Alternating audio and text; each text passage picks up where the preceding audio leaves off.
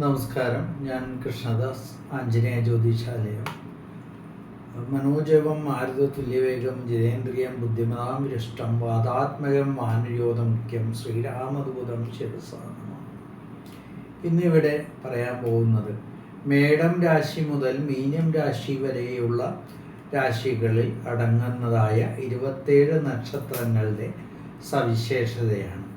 ഓരോ എപ്പിസോഡിലും ഓരോ നക്ഷത്രങ്ങൾ വെച്ചിട്ട് ആ നക്ഷത്രങ്ങളെക്കുറിച്ചും അതിൽ ജനിക്കുന്ന വ്യക്തികളെക്കുറിച്ചും ഉള്ള ഒരു അവലോകനമാണ് ഈ തുടർന്ന് വരുന്ന ഓരോ വീഡിയോയിലും നമ്മൾ ഇടുന്നത്. അത് നിങ്ങൾ പ്രേക്ഷകർക്ക് ഇഷ്ടപ്പെട്ട് കഴിഞ്ഞാൽ അത് ലൈക്ക് ചെയ്യുക, ഷെയർ ചെയ്യുക, സബ്സ്ക്രൈബ് ചെയ്യുക. ബജ്രംഗി മീഡിയയിലേക്ക് എവർക്കും സ്വാഗതം. ഇന്നിവിടെ പരിചയപ്പെടുത്തുന്നത് മേടം രാശിയിൽ പെടുന്നതായ ആദ്യ നക്ഷത്രമായ അശ്വതി നക്ഷത്രം.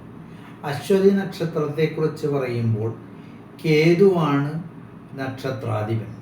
കേതൂർ ദശയിൽ വരുന്ന നക്ഷത്രമാണ് അശ്വതി നക്ഷത്രം. അശ്വതി നക്ഷത്രം ദൈവഗണമാണ്, പുരുഷ നക്ഷത്രമാണ്.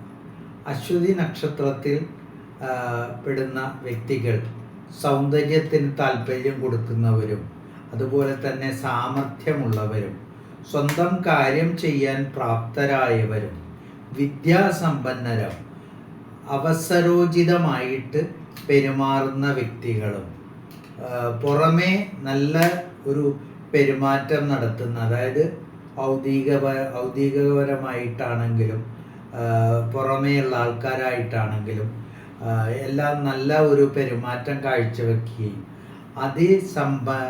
സാമർഥ്യം പ്രകടിപ്പിക്കുന്നവരും സാമ്പത്തിക സ്ഥിതി നല്ല രീതിയിൽ മെച്ചപ്പെടുത്താൻ വേണ്ടി പ്രയത്നിക്കുന്നവരും ഏതൊരു കാര്യം ഏറ്റെടുക്കുന്നതിലും അത് വളരെ കൃത്യനിഷ്ഠയോടെ ചെയ്തു തീർക്കണം എന്ന് തൽപരരായ ആൾക്കാരും ആയിരിക്കും. പക്ഷേ ഇവര് വീട്ടിൽ വളരെ വിപരീത സ്വഭാവം പുലർത്തുന്നവരായിരിക്കും.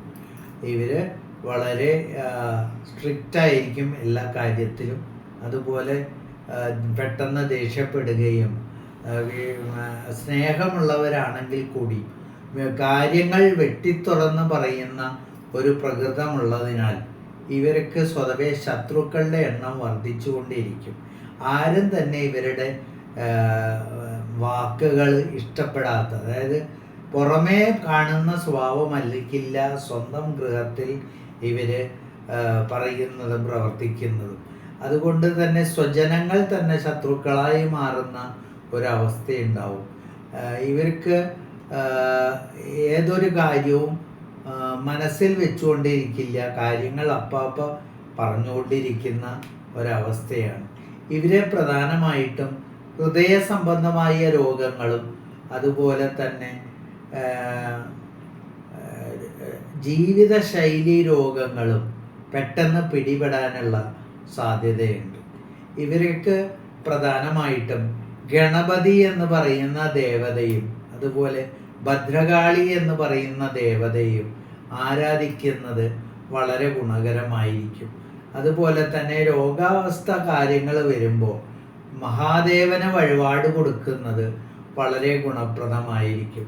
ഇവർക്ക് ജോലിയിൽ വൻ നേട്ടങ്ങൾ കൈവരിക്കാൻ പറ്റും. തടസ്സങ്ങൾ വരുമ്പോൾ നേരത്തെ പറഞ്ഞ മാതിരി ഗണപതി പ്രീതിയും അതുപോലെ ശത്രു സംഹാരത്തിനായിട്ട് ഭദ്രകാളി ക്ഷേത്രത്തിൽ പ്രത്യേക വഴിപാട് ചെയ്യുന്നതും അതുപോലെ തന്നെ ഭദ്രകാളി നിത്യവും പ്രാർത്ഥിക്കുന്നതും വളരെ ഗുണകരമായിരിക്കും.